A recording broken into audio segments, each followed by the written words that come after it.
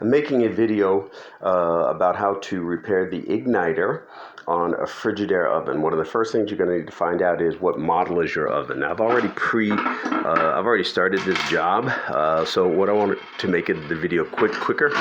So what I'm going to do is these are the bolts. These two bolts here are one here and one there, and they're just holding this cover down. Underneath the cover is going to be the flame spreader, and then underneath that will actually be the gas line. But the first step in this process is, what is the model of your oven? So you close that door and you go down to the broiler. You can see that's your model number, because you'll need the model number to make sure that you're getting the right igniter. Okay, so take out your racks and then unbolt 1, 2. I actually have them here. They've already been unbolted just for speed's sake. Then you want to lift this tray out. Okay. Now, there is one bolt which is here, and you need to take that one out. This is actually the spreader. So what happens is the flame comes up and this evenly spreads it for baking. That's the purpose of this. You need to disconnect it there. Behind it here, that's where the igniter is. That's the problem here.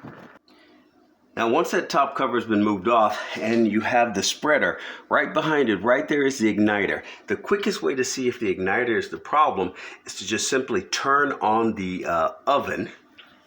So in mine, I just hit bake, then I hit it a second time, bake, and put the temperature at 350. Now watch this.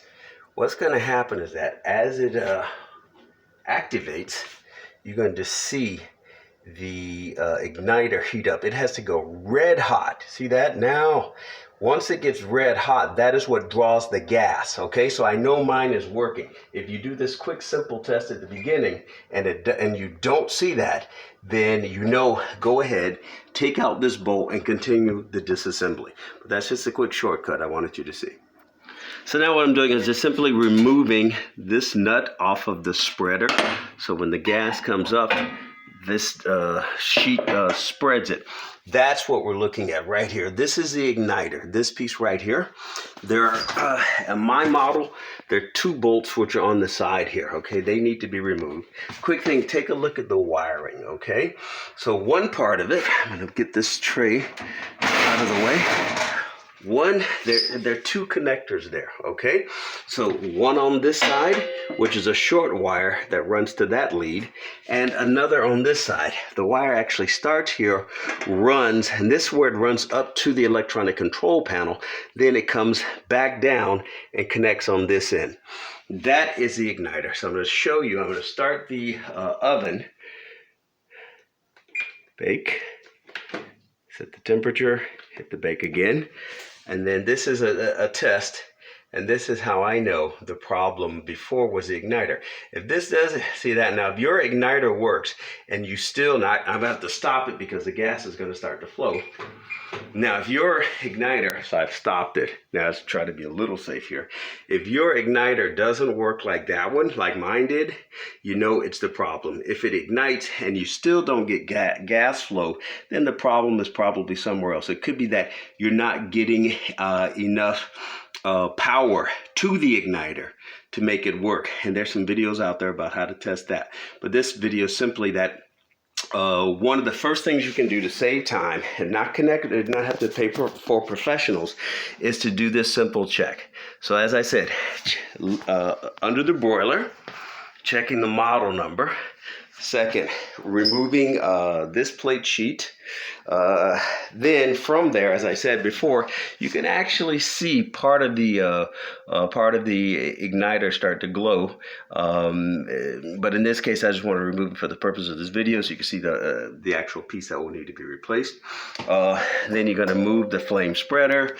Then here is the actual igniter itself, which I've shown already. So one connector is there. The other one is on here. All you simply have to do, remove bolt 1, remove bolt 2, disconnect it in both places. In mine, there's one small screw here. You take that off, then remove this cover, and then there's a connector. Disconnect it. Take this piece out. order your new one, put it back in reverse. Now here's the thing that I advise. In the process of taking out your old igniter, you do what I'm doing. You make a video.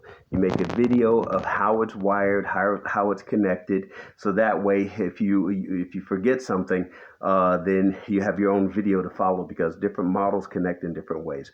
All of these things work basically the same way. What's going on is the gas line comes to here. But you have to have enough heat. You can see the gas will come up here. You have to have enough heat in order for it to flow. So it's restricted, okay? So these igniters get extremely hot, okay? And then when that temperature rises, the gas comes in. Once the gas flows in, this spreader then spreads it so you get even baking. That's all that's going on here. So good luck to everyone else out there.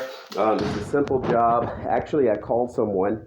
They said it was 65 bucks for the igniter, 175 bucks to do the installation. I found the igniter online for 35 bucks. Watched a few other videos that people made and did it myself. And that's the reason why I'm making this video, is to pay it forward. I thank all the other people out there who made these instructional videos to help other people save money. One thing for me was I actually was looking at just replacing the oven, but this is a Frigidaire, and so new ones are $1,000 and up. And instead, I actually spent $35 and took 30 minutes to look up where to get it on the internet. And the actual total job, without even having to move the oven, you just have to unplug it, okay? Because you're dealing with electrical. When you do the job, unplug your oven, okay? That's a thing. And then disconnect the two electrical leads, disconnect the two bolts. You're going to separate it from here, make your own video so you see exactly how you did it, okay? Put it back together, plug it up again, test your device, and maybe bake some cookies or something like me.